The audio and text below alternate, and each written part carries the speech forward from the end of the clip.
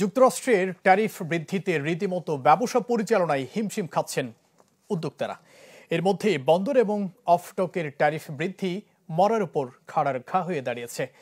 সকালে চট্টগ্রাম বন্দরে কাস্টমস ও বন্দর ব্যবস্থাপনার শীর্ষ কর্মশালায় এমন অভিযোগ করেন ব্যবসায়ীরা।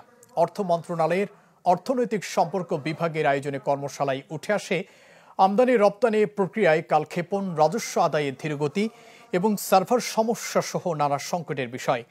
নৌ পরিবহন উপদেষ্টা অবসরপ্রাপ্ত brigadier general doctor Sakhawat Hossain এবং এনবিআর চেয়ারম্যান আব্দুর রহমান খান কর্মশালায় উপস্থিত ছিলেন। বে টার্মিনালে একটা এমটি ডেডিকেটেড একটা ইয়ার্ড করার কথা অনেক দিন ধরে হয়ে আসছিল। আমার মনে হয় স্যার এটা খুব ডিফিকাল্ট কিছু ছিল না। তখন থেকে যদি এটা কাজটা শুরু করতো, আমাদের বিরাট একটা এরিয়া, আমরা ডেডিকেটেডলি এমটি কন্টেনার, এখানে তো স্যার কোনো বন্ডেড এরিয়া হওয়ার প্রয়োজন নাই।